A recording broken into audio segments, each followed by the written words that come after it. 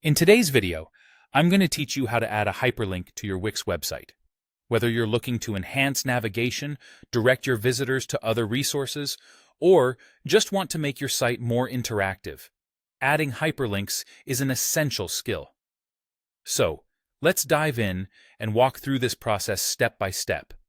First, you'll need to log into your Wix account. Once you've entered your credentials and are in the dashboard, you'll see all your different sites listed there. Go ahead and select the site you want to work on, which will bring up the dashboard specifically for that site. Now, it's time to move on to designing by clicking on Design Site. This option is usually prominently displayed and will take you directly to your website editor. Once there, you're ready to start hyperlinking some elements.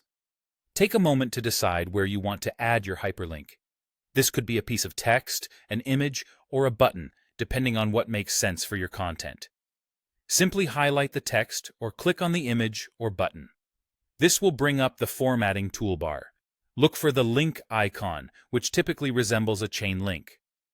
Clicking on this icon will open a pop-up window with a variety of linking options. Here, you can get creative and decide where your hyperlink will lead. If you want to link to another page within your site, select Page from the options provided. You'll see a drop-down menu. Use this to choose the precise page you want your hyperlink to direct to. Sometimes, however, you might want to link out to an entirely different website. In these cases, select Web Address and enter the URL into the designated field. Alternatively, for more personalized links, you can choose options like Email to create a mail-to link, Document to download a file, or Phone number if you want to enable phone calls directly from mobile users. Wix also allows you to link to specific sections or anchor points within your page. This is particularly useful for long pages where you want to guide visitors directly to the right section. When selecting section or anchor, simply choose the relevant option from the list. Don't forget to also think about how your link behaves. Decide whether it should open in the existing window or pop up in a new one.